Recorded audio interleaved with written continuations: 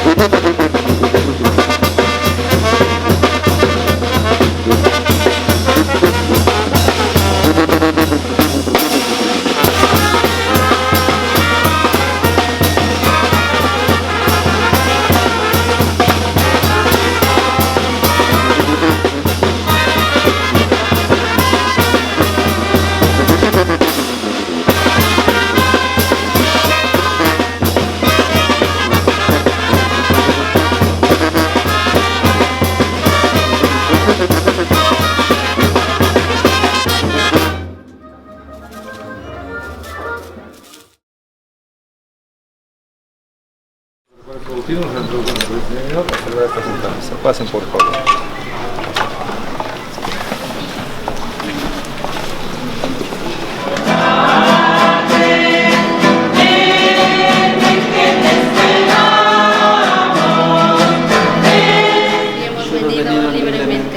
¿Están dispuestos a amarse, a honrarse y respetarse de su matrimonio en toda la vida? Sí, estamos dispuestos. ¿Están dispuestos a que reciben con amor, sobre todo con mucha responsabilidad? ¿Los hijos que viven de ellos, ustedes sean capaces de educarse con una de Cristo y de su iglesia? Sí, estamos dispuestos. Así voy a que esta gracia santa del matrimonio, una de sus manos, de su cumplimiento ante Dios y ante su iglesia.